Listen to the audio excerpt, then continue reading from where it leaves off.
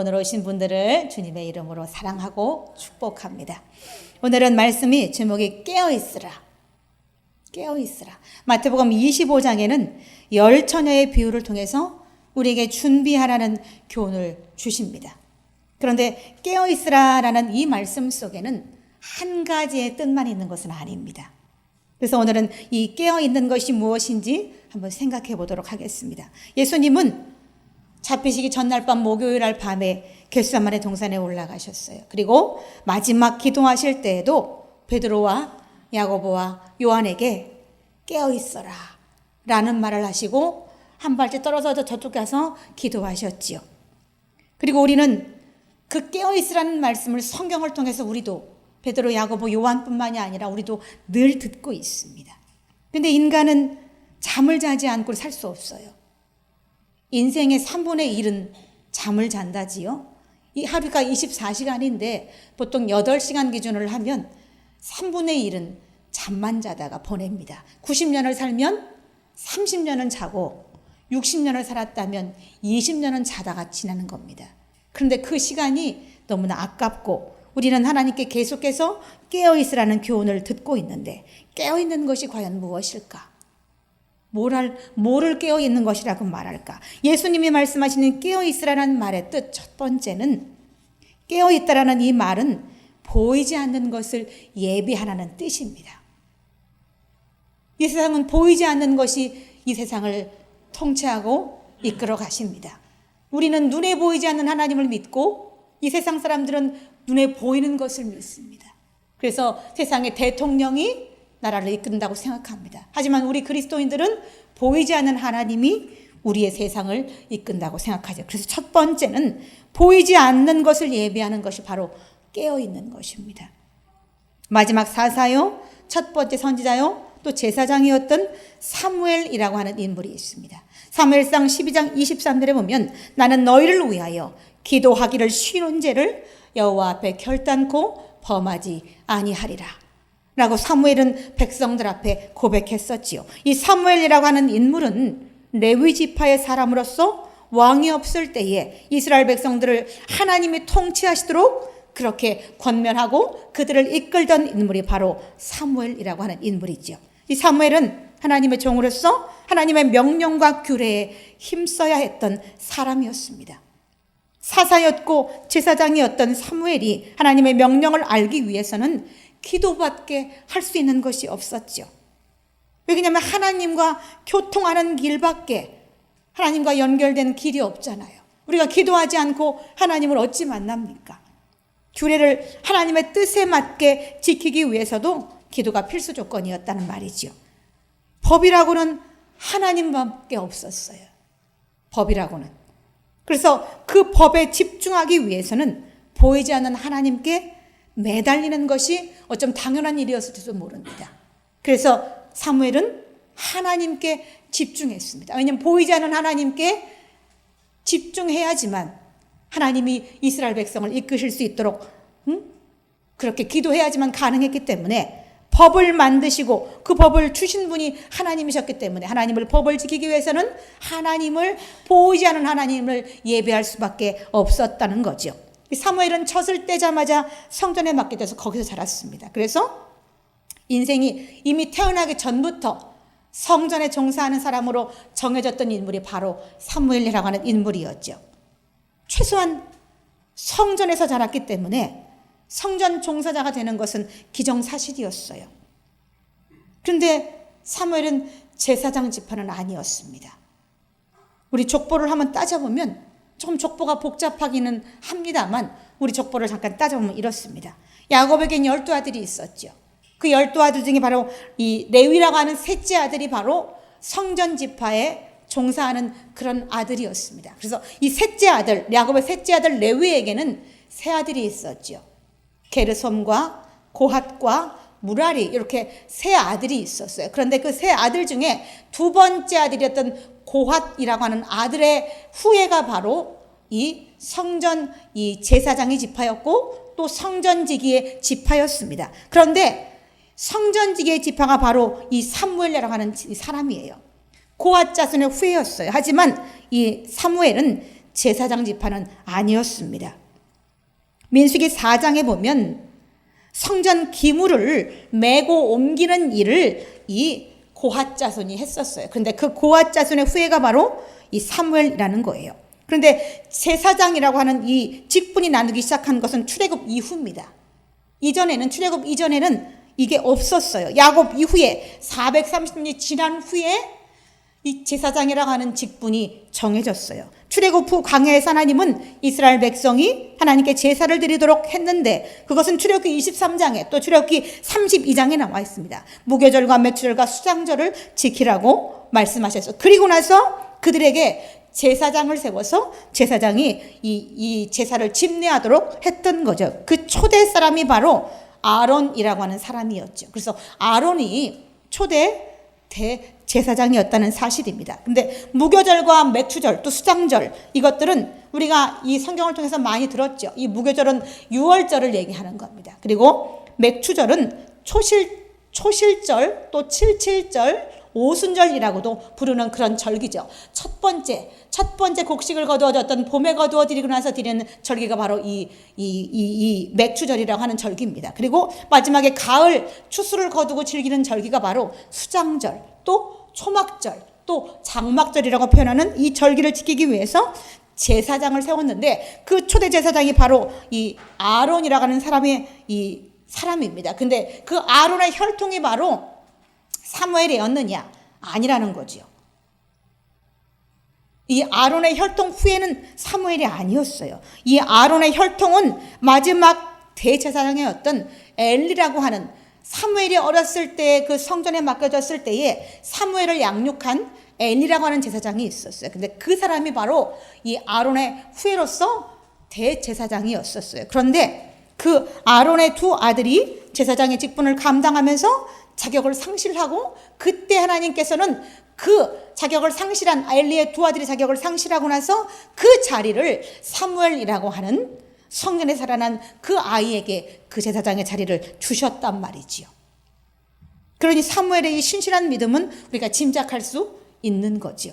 하나님의 눈에 들었기 때문에 제사장 이 혈통이 아니었음에도 불구하고 사무엘이 제사장이 될 수 있었다는 거죠. 그는 대사사가 되고 백성들을 미스바로 모이게 해서 영적 대각성을 운동을 일으키고 베델과 길갈 또 미스바를 순회하면서 백성들을 다스리던 인물이 바로 사무엘이라고 하는 인물이었어요. 그런 그의 모습은 보이지 않는 이 하나님을 예배하기 위한 것이었다는 겁니다.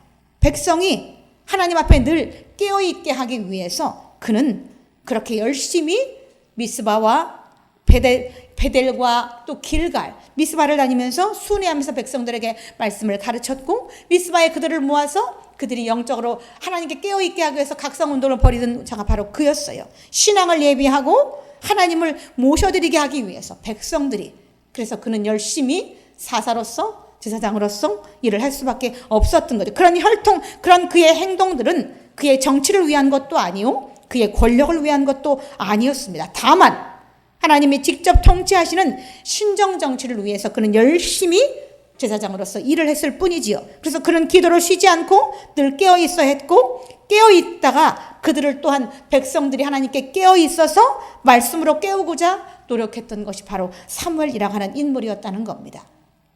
깨어 있으라는 말의 첫 번째 뜻은 보이지 않는 것을 예비하는 것이다. 그리고 두 번째, 깨어 있다는 말은 항상 하나님을 향하여 찬송하고 기도한다는 뜻을 가지고 있습니다. 예수님이 말씀하시는 깨어있으라는 말은 하나님을 향해 깨어있으라는 말입니다. 세상을 향해 깨어있으라는 말이 아닌데 세상 사람들은 다 세상을 향해 깨어있어요. 그런데 하나님을 향해서는 다 잠들어 있습니다. 그런데 하나님은 반대로 하나님을 향해 깨어있고 세상을 향해 잠들라고 말씀하십니다. 그런데 우리는 반대로 살아가고 있다는 뜻입니다. 우리가 깨어있으면서 하나님을 향해 찬송하고 기도할 때 우리를 향해서 하나님이 일하십니다.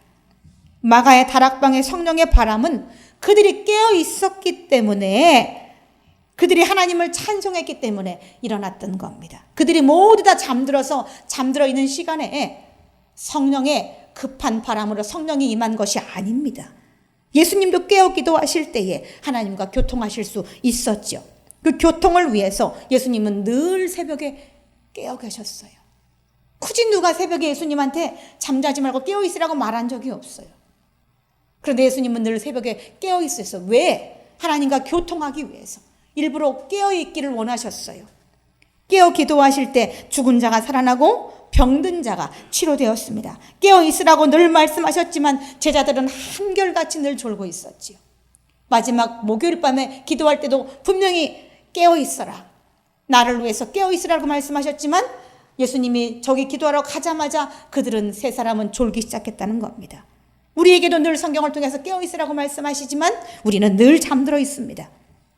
마가복음 9장에 보면 예수님이 변화산에 제자 셋을 데리고 올라가셨어요. 그리고 9명의 제자는 산 밑에 두고 가셨을 때에 그들에게 아들이 귀신 들린 어떤 사람이 와서 그 아들의 그 귀신 들린 병을 치료해달라고 의뢰했고 그 제자 9명은 변화산 밑에서 그들을 위해서 기도했습니다. 단체로 그 귀신 들린 아이를 놓고 기도했습니다. 그러나 귀신을 내쫓을 수 없었어요. 왜? 그들이 늘 깨어있지 않았기 때문에, 그들이 늘 잠들어 있었기 때문에 그들은 아무것도 할 수 없었어요. 그들은 영적으로 어떤 능력도 가질 수 없었어요. 9명이 집중적으로 기도했지만 아이의 귀신은 물러나지 않았어요. 우리가 늘 깨어 있어야 합니다. 잠든 시간에도 우리는 꿈에서도 하나님과 소통해야 합니다. 깨어 있으라는 말은 24시간 잠자지 말고 눈을 뜨고 있으라는 말이 아닙니다. 하나님을 향해서 집중하고 있으라는 얘기지요. 그렇지 않으면 공중권세를 잡은 이 땅의 마귀에게 우리는 조종당합니다. 그래서 마귀가 세상 일에 열심을 다해 살게 합니다. 열심을 다해 뛰게 합니다. 그러나 그 뛰는 것은, 내가 뛰는 것은 아무 의미 없어요. 하나님이 나를 축복해야 내가 뛰는 것이 내게 축복으로 돌아오지, 내가 수고하고 길쌈을 매도 하나님이 나를 돕지 않는다면 사단이 나에게 세상을 향해 뛰게 하는 것은 돈 벌게 하게 뛰게 하는 것이 아닙니다. 하나님을 멀리하게 하기 위해서 뛰게 하는 것이라는 사실을 세상 사람들이 모르고 세상을 향해 뛰게 할 때 열심히 뜁니다. 이 다윗은 그 집안의 막내였습니다. 성경에 다윗이라는 인물이 많이 조명되는 것은 그가 인생을 살았을 때에 하나님께 집중하고 살았기 때문에 성경은 그를 조명한다는 사실을 여러분 아십니까? 다윗은 막내 아들이었어요. 그 막내 아들이 보통 막내 아들은 귀염을 독차지하고 삽니다. 그래서 엄한 아버지도 막내에게는 한없이 인자하셔서 수염을 자꾸 흔들어도 막내 아들이 흔들 때는 허허 웃는 것이 보통 막내에 대해서 보통 다 그렇습니다. 근데 다윗도 그랬을까? 금이야옥이야 그렇게 자랐을까? 이제 성경을 통해 보면 다윗은 금이야옥에 자라지 않았어요. 오히려 막내여서 집안의 천덕꾸러기로 자랐습니다. 성경을 보면 전체적으로 살펴보면 절대 그 집안에 금이야옥에 자랐던 인물이 아니었어요. 늘 천덕꾸러기였어요. 사무엘상 16장에 보면은 어느 날 사울의 집에 이새의 집에 다윗의 집에 사무엘이 온다는 전가를 받았어요. 그리고 다윗의 아버지 이새는 그날 사무엘을 맞아들이기 위해서 아들 8 중에 아들 7 아들에게 좋은 옷을 입혀서 오는 사무엘을 맞기 위해서 준비하고 있었습니다. 그런데 막내 아들은 그 자리에 끼지 못했어요. 천덕꾸러기 막내 아들은 7 아들이 좋은 옷을 입고 사무엘을 기다릴 때에 남들이 보지 않는 양을 치기 위해서 들에 나가서 있었습니다. 아들에서 완전히 제외됐어요. 7 아들은 다 집에서 사무엘을 맡기 위해서 기다리고 있었지만 막내 아들인 이 다윗은 그렇지 못했어요. 이 다윗은 늘 들에서 양과 함께 생활했습니다. 막내 아들로서 어떤 이 귀함이나 그런 걸 받지 못하고 늘 들에서 양과 함께 생활했습니다. 양을 치는 다윗은 위험한 일도 많이 당했습니다. 늘 깨어서 양들과 지내는 다윗은 외롭고 또 무료한 시간을 많이 보냈습니다. 그래서 그때에 다윗은 수금이라고 하는 악기를 연주했습니다. 혼자 있을 때마다, 외로울 때마다, 양들을 치며 들에 혼자 있을 때마다 늘 수금을 타면서 그 외로움을 달랬던 인물이 바로 다윗이라는 인물이에요. 그 수금을 탈 때 그는 무엇을 했냐면 하나님을 찬양하는 수금을 탔다는 겁니다. 늘 1년 내내 들에서 양들을 돌보며 양들이 풀을 먹을 때, 양들이 쉴 때 그는 수금을 타고 있었습니다. 다윗이 수금을 잘 타게 된 것은 바로 그것 때문이에요. 그래서 다윗이 수금을 잘 타는 그 실력은 사울 왕궁에까지 알려졌죠. 그래서 사울 왕이 정신이 혼미할 때에 수금을 잘 차던 다윗이 이제 왕궁의 악사로 뽑히게 되었고, 왕궁에서 사울 왕을 위해서 이 수금을 탈 때에 사울 왕의 정신이 밝아졌다는 사실입니다. 늘 그가 들에 있을 때 외롭고 힘들고 무료한 시간을 보낼 때 하나님을 찬양했던 그 수금 실력이 그것이 최고가 되어서 타의 추종을 불허하는 실력이 되었고, 그는 임금, 왕금의 정신을 밝혀줄 정도로 그렇게 잘 타는 이 수금자가 수금을 잘 타는 사람이 되었다는 겁니다. 또 이 다윗은 이 양을 칠 때 위험에 처한 순간도 많았습니다. 그런데 그 위험에 처한 순간들도 이 수금을 타면서 하나님을 찬송하며 보냈다는 겁니다. 이스라엘이 블레셋과의 전쟁 중에 이 다윗은 그 전쟁터에 나가서 골리앗을 죽이겠다라고 말합니다. 그때 사울 왕은 골리앗을 불러들입니다. 그리고 사무엘상 16장 33절에 다윗에게 이렇게 말합니다. 너는 블레셋 사람과 싸울 수 없으리라. 너는 소년이고 그는 장수라. 이 말은 너는 그와 상대가 안 돼. 사울 왕은 다윗을 보고, 소년인 다윗을 보고는 너는 블레셋 장군인 골리앗과 너는 상대가 안 돼. 인간의 눈으로 볼 땐 그랬지요. 하지만 다윗은 그에게, 사울 왕에게 이렇게 말합니다. 사무엘상 16장 34절 35절에 보면 내가 양을 칠 때에 사자나 곰이 와서 양을 물어가면 내가 따라가서 그것을 치고 그 입에서 새끼를 건져내었고, 그것이 일어나 나를 해하고자 하면 내가 그 수염을 잡고 그것을 쳐 죽였나이다. 사울 왕, 당신이 보기에는 내가 연약한 소년으로 보일진 몰라도 나는 그렇게 연약하지 않습니다. 나는 사자와 곰을 때려잡은 사람입니다. 라고 자신을 이제 대변하는 얘기를 하죠. 이 소년 다윗은 들에 있으면서 외롭고 위험한 순간에 수금으로 하나님을 찬양하며 하나님을 향해서 늘 깨어 있었어요. 그래서 하나님이 그를 향해서 그에게 사자와 곰이 왔을 때 그가 수염을 잡고 그 사자와 곰을 때려 죽일 수 있게끔 하신 것은 하나님입니다. 다윗은 지금 자신이 사자와 곰을 수염을 잡고 때려 죽였다고 하지만 그런 힘을 주신 것은 바로 하나님이었어요. 왜냐하면 다윗이 하나님을 향해서 늘 깨어 있었기 때문에. 그래서 하나님은 사무엘에게 사무엘상 16장 1절에 사무엘을 보낼 때에 이렇게 말씀하십니다. 기름불을 가지고 이새 집으로 가라. 내가 그의 아들 중에서 한 왕을 보았노라.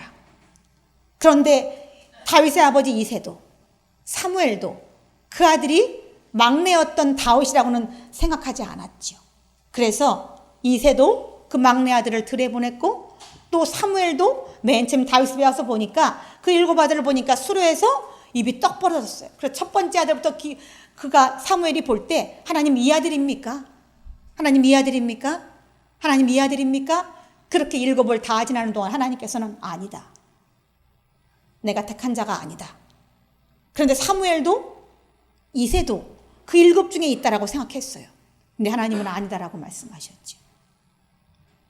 이 다윗은 삶의 모든 순간을 기도하며 살았습니다. 그가 소년일 때도, 왕궁의 악사일 때도, 또 왕의 사위일 때도, 또 왕에게 쫓길 때도, 또 왕이 무였을 때도, 또 왕이 되어서 그 아들 압살롬에게 쫓길 때도, 그의 말년에도, 통일 왕국의 이스라엘을 이끄는 모든 날 동안 늘 하나님 앞에 기도하던 사람이 바로 다윗이라는 인물이었다는 사실입니다.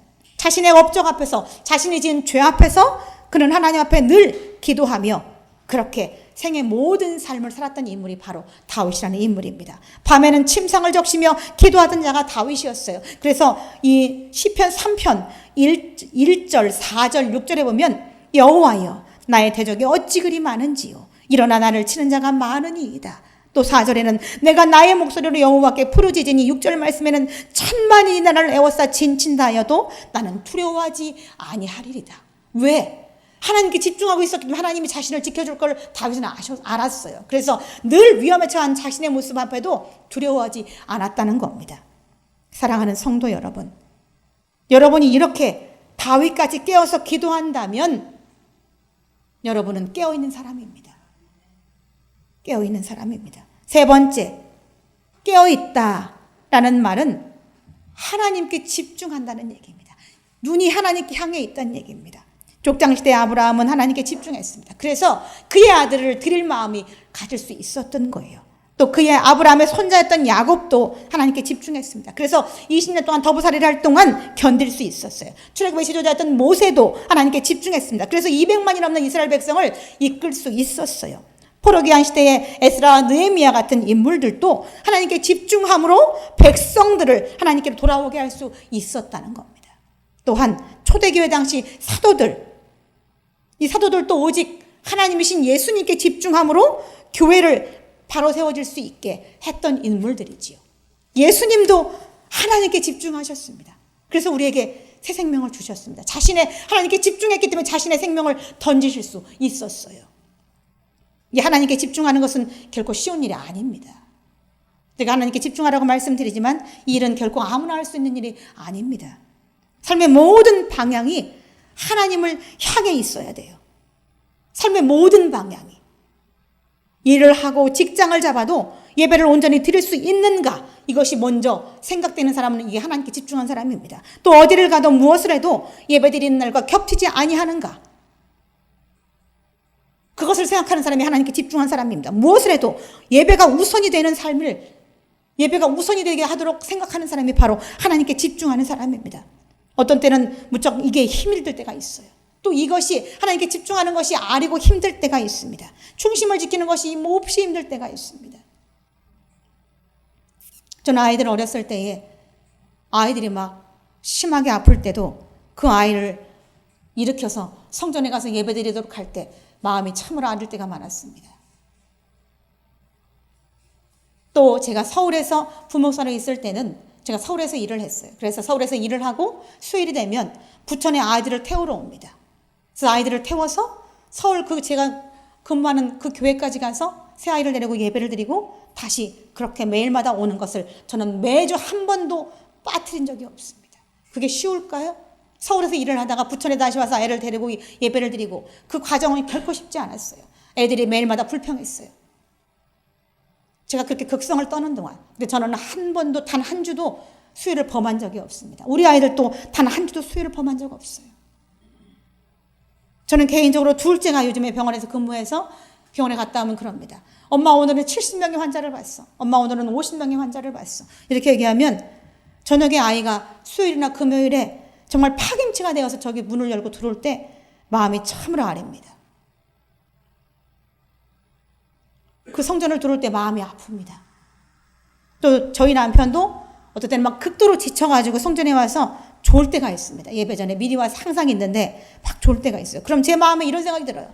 좀 들어가 쉬어. 이런 생각이 수도 없이 수십 번 반복돼서 나오지만 전 절대 그렇게 하지 않습니다. 그리하지 않습니다. 저는 큰아이가 미국에 홀로 있을 때도 어렵게 인턴 생활을 혼자 할 때도 늘 예배에 지키라고 말해 주었습니다.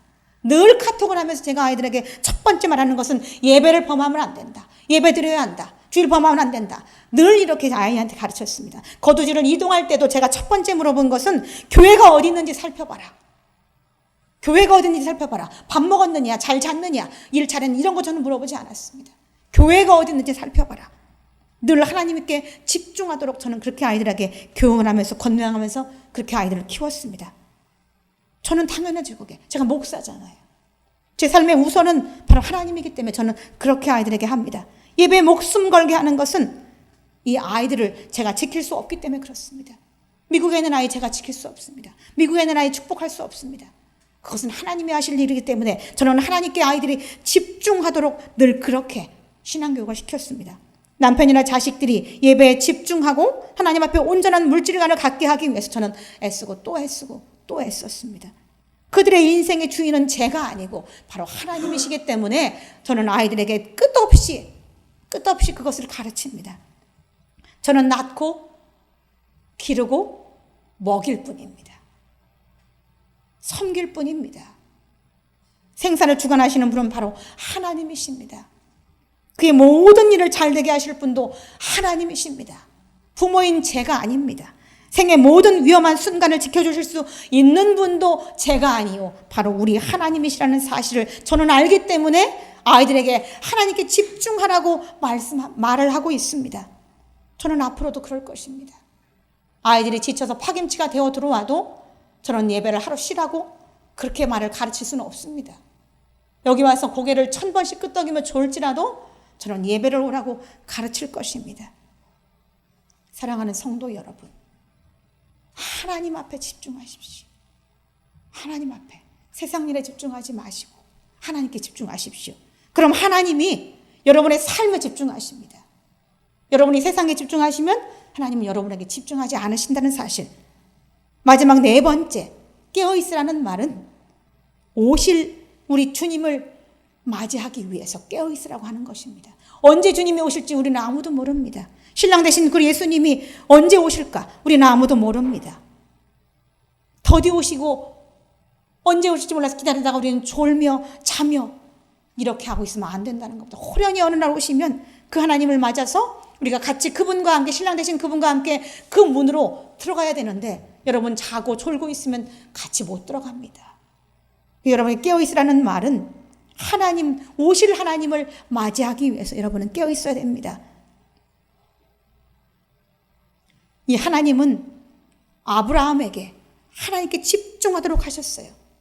야곱도 하나님께 집중했어요. 모세도 하나님께 집중했어요. 또 베드로도 하나님께 집중했어요. 그래서 그들을 통해서 인간이 할 수 없는 기적적인 일들을 할 수 있도록 인도하셨지요.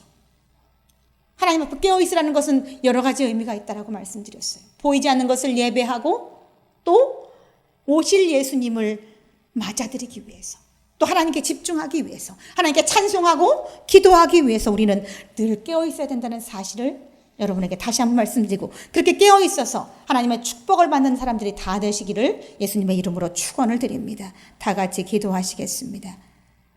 하나님 아버지, 하나님의 은혜를 참으로 감사합니다. 하나님, 하나님을 향하여 깨어있게 하여 주옵소서.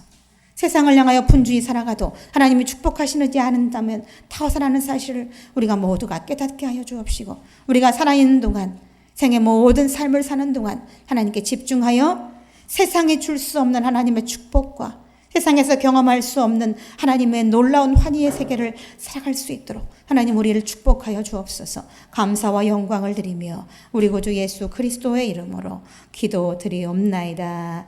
아멘.